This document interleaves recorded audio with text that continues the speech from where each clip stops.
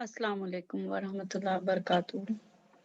मेरा नाम डॉक्टर लुबना है और आपकी सेहत और उससे आगाही के सिलसिले में मैं कुछ वीडियोस रिकॉर्ड करवा रही हूँ।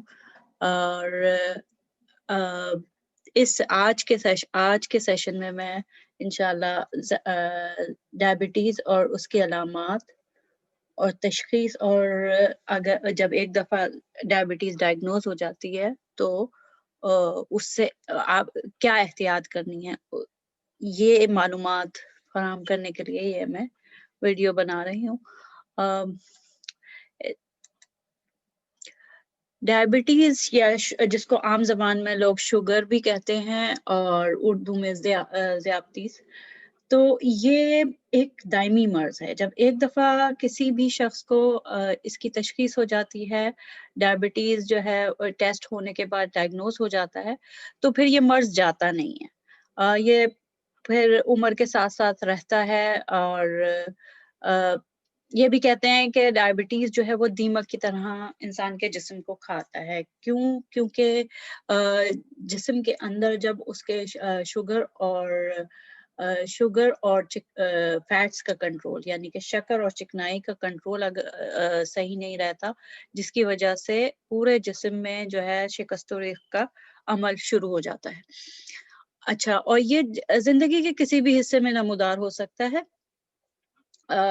कभी-कभी ये ऐसा भी देखा गया है कि जो बच्चे बिल्कुल नर्सरी में होते हैं, इनक्यूबेटर्स में होते हैं, कभी शाज़ व नादिर उनमें भी डायग्नोज़ हो जाता है, कभी 1 साल की उम्र में, 2 साल की उम्र में, और कभी अक्सर अक्सर लोगों को ये 30 से 40 से 50 साल की उम्र में डायबिटीज़ होती है, नमूदार होती है। और लेकिन अब रुझान ये हो रहा है कि पहले 50-60 साल में डायबिटीज़ जो है वो तशख़ीस होती थी, डायग्नोज़ होती थी, लेकिन अब आहिस्ते-आहिस्ते जो है वो डायग्नोसिस जो है वो पीछे आ रही है। नौजवानों में 20 साल की उम्र में और स्पेशली 30 साल और 40 साल की उम्र में भी डायग्नोज़ होनी शुरू हो गई है। अच्छा, इसमें जो है जैसा ये है, नाम से ज़ाहिर है, शुगर या ज़ियाबतीस, इस जिस्म में शक्कर की मिक़दार जो है वो बढ़ती है, जो कि खून में गर्दिश कर रही होती है। और ये जो खून में शक्कर की मिक़दार का बढ़ना काफ़ी खतरनाक भी हो सकता है। अगर एक ख़ास लेवल से ज़्यादा बढ़ जाए तो ये इमरजेंसी की सिचुएशन बन जाती है। अच्छा, डायबिटीज़ की जो अलामात हैं, अगर किसी को फ़र्ज़ करें, किसी को नहीं मालूम कि उसे डायबिटीज़ है, लेकिन आपके आस-पास, आपके रिश्तेदारों में, पड़ोसियों में या जानने वालों में अगर आपको लग रहा है, ये अलामात आप देखें, तो इससे कान खड़े हो जाने चाहिए कि जाके टेस्ट करवा लें। बेहतर है कि जाके अपना टेस्ट करवा लें, शुगर चेक कर लें ब्लड में।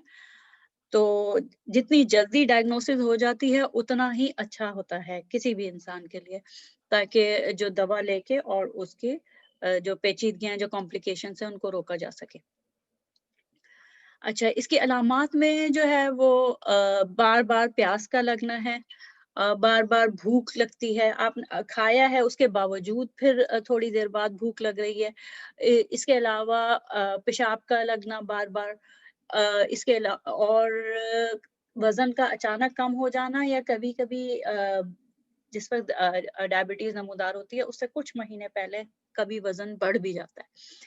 अच्छा, और उसके बाद जो है जिस्म में कमज़ोरी और थकावट का होना, और इसके अलावा उमूमन देखा गया है कि ज़ख्म 3-4 दिन में, 5 दिन में भर जाते हैं, लेकिन ज़ख्म का ना भरना या देर से भरना भी डायबिटीज़ की अलामत है। इसके अलावा नज़र का धुंधला हो जाना और हाथों और पैरों का सुन्न हो जाना भी डायबिटीज़ की अलामत में से हैं।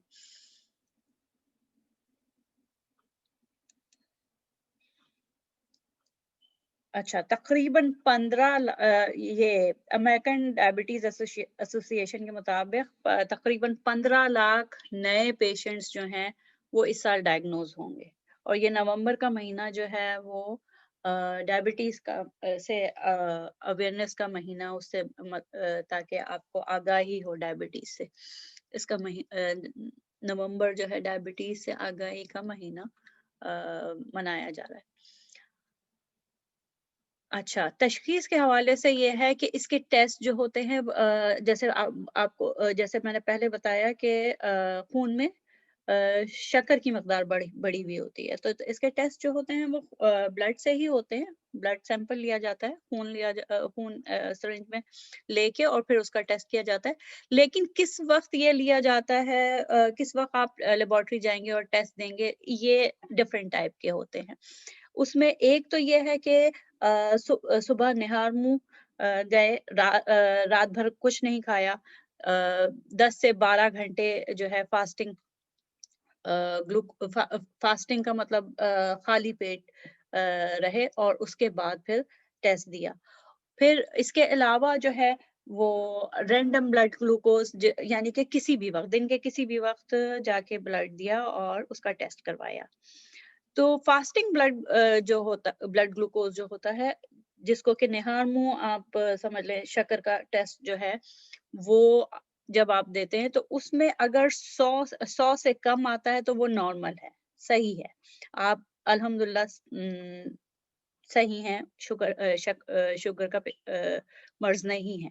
لیکن اگر 100 سے زیادہ ہوتا ہے تو تشویش کی بات ہے کہ اگر 100 سے 126 کے درمیان فاسٹنگ بلڈ شوگر آ رہی ہے تو اس کا مطلب ہے کہ آپ کو خطرہ لاحق ہے. کسی بھی وقت، ابھی ڈائبٹیز نہیں ہے لیکن اگلے سال، 2 سال، 3 سال، کسی بھی وقت، مہینوں یا سال میں ڈائبٹیز اپنی پوری صحیح شکل میں نمودار ہو سکتی ہے.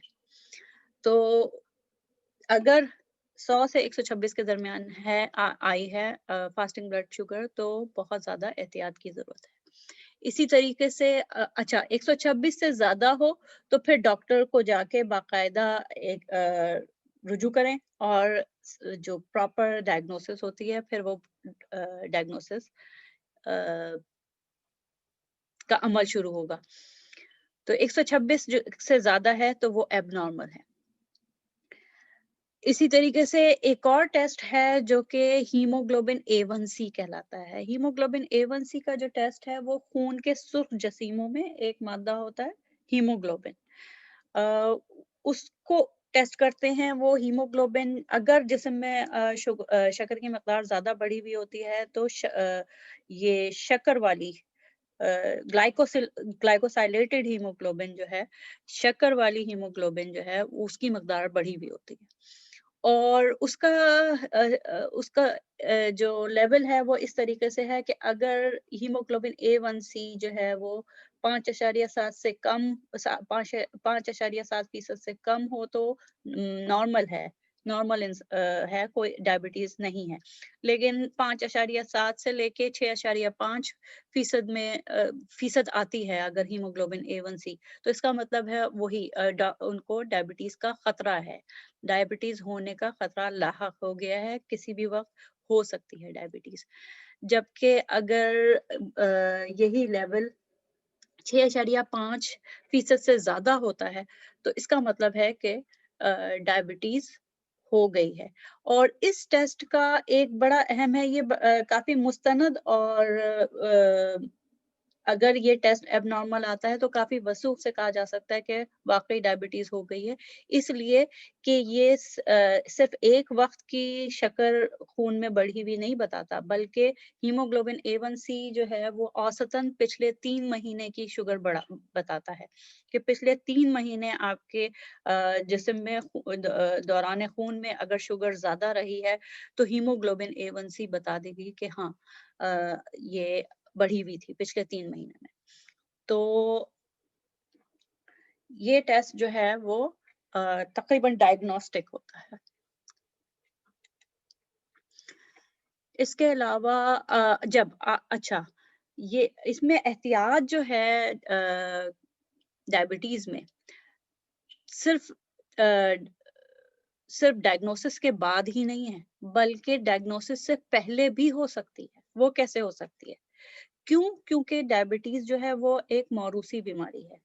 آپ دیکھیں گے خاندان ڈفرینٹ فیملیز میں خاندان میں آپ کو ایک کے بعد متواتر کئی لوگ ملیں گے, دادا دادی, پھر پھپھا پھپھا پھپھی, آپ کو خاندان میں کئی افراد مل جائیں گے. تو اگر کسی خاندان میں کسی فیملی میں پہلے سے ڈائبٹیز کے افراد موجود ہیں تو آئندہ جن لوگوں کو ابھی ڈائبٹیز نہیں ہوئی ہے ان کو جو ہے وہ سمجھنے کان کھڑے کر لینے چاہیے اور جو ہے وہ احتیاط اپنی شروع کر دینی چاہیے کہ کسی وقت, کیونکہ موروثی بیماری ہے اور ڈی این اے میں چل رہی ہے, تو احتیاط کریں. پرخوری سے بہت بچیں, پرخوری سے بچیں. دوسرے یہ کہ اپنی لائف میں ایکٹیویٹی بڑھائیں, پیدل چلنا کریں اور ورزش روزانہ باقاعدگی سے ورزش کرنا, چاہے وہ خاتون ہو, خاتون خانہ ہو, کوشش کریں کہ گھر کے کام کریں اور ایکٹیو رہیں.